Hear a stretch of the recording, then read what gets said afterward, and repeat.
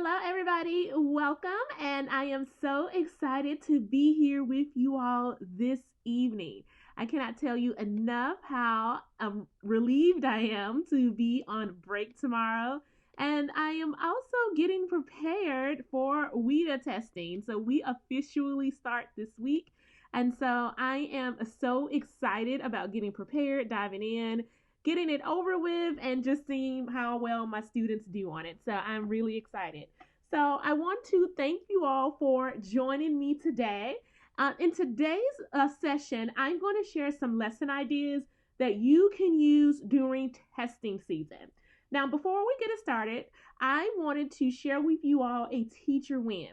Now, remember, if you have a big win or a small win, I always say a win is a win.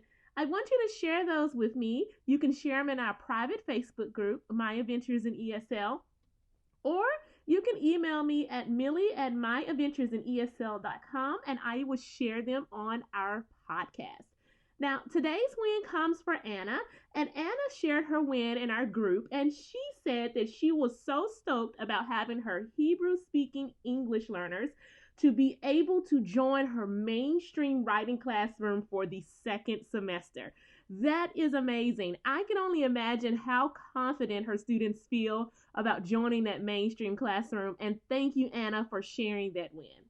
Now, in today's session, we are going to be learning about testing season. Testing season is upon us, and having engaging lessons for your English language learners can be an obstacle. Naturally, and I know if I was testing, I would feel the same way, students may not feel like engaging in a lesson after spending sometimes 3 hours or half a day testing. That is why it is so important that when you do have lessons ready for your students, that they're engaging, that they're exciting, that they're connected to the standards. Now, last school year, I personally felt like I was on this up and down roller coaster with my students. First, we had a district-mandated common formative assessment. Then the students had a diagnostic exam. After the diagnostic exam, the students were preparing for WIDA, and then they took their WIDA assessment. And then on top of all of that, after we did all of that, the students had a high-stakes state assessment that they had to complete as well. Now, putting myself in the students' shoes, I know that they are mentally exhausted after those exams. And being mindful of that, I wanted to make sure that I had some engaging assignments and some fun activities for them to do during this high stakes testing season. I also want to pause here as well. When my students are taking these high stakes tests, I really do advocate for them. I advocate for things like, can students have juice or a muffin in the morning? Is it okay that if we do the testing that they can start like around 9 o'clock? Just kind of give them time to wake up. So those are some things that if you are going into a high stakes testing season, just think about simple things. A lot of times students don't have time to eat breakfast, or they feel ashamed about eating breakfast or lunch, or free breakfast in the morning. So I always try to ask my administration, hey, can we get granola bars? Can we get juice? Can we get muffins or fruit? Something available for them in the morning to make sure that they're nourished and that they're ready for this test. So I also wanted to make sure that at the same time, I wanted to keep their minds sharp since these tests are connected to so much that is going to impact their lives in and outside of school. Now, that is when I came up with some lesson ideas that were engaging and that are going to keep my students on their toes during testing season. I brainstormed some of my top protocols and some of my lessons that the students love during the school year. Now, one of their favorites was Scoot. And if you haven't played Scoot, so basically what that is that the students have task cards placed around the room.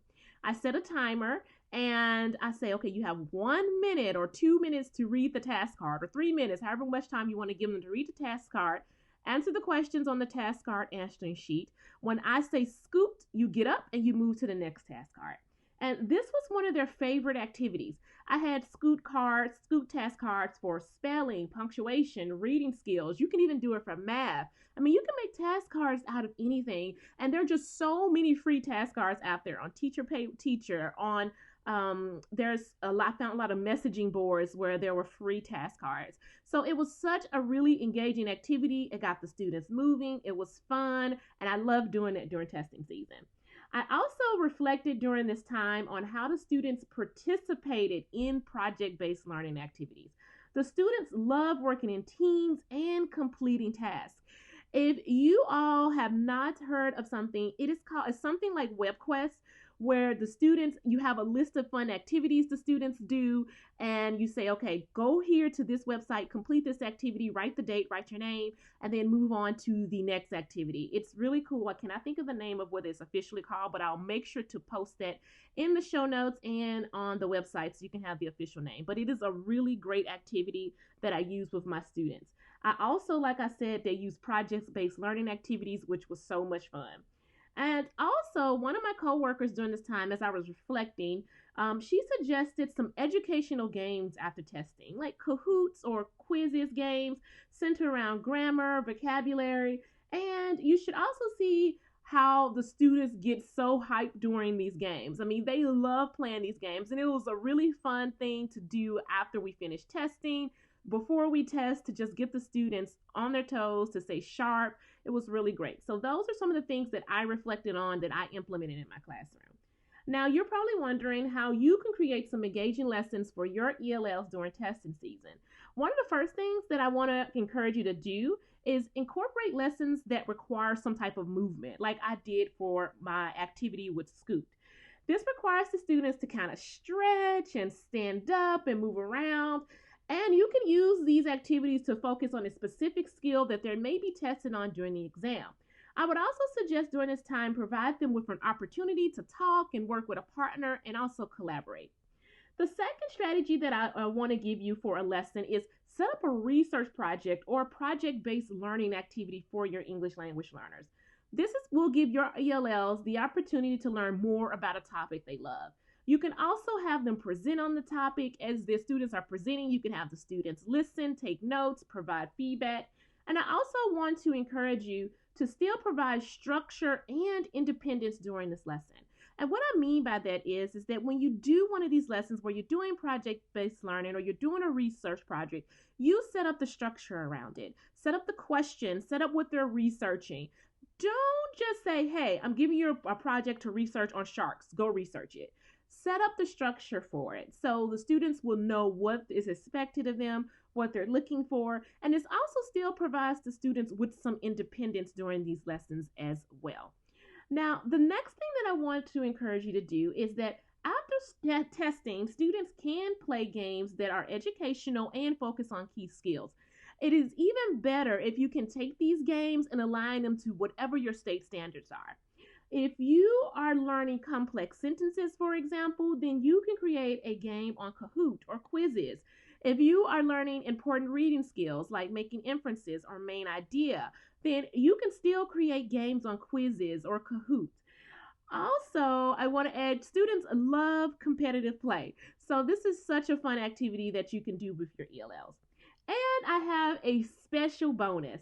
One of the things that I did last year that was so much fun was my students created a book.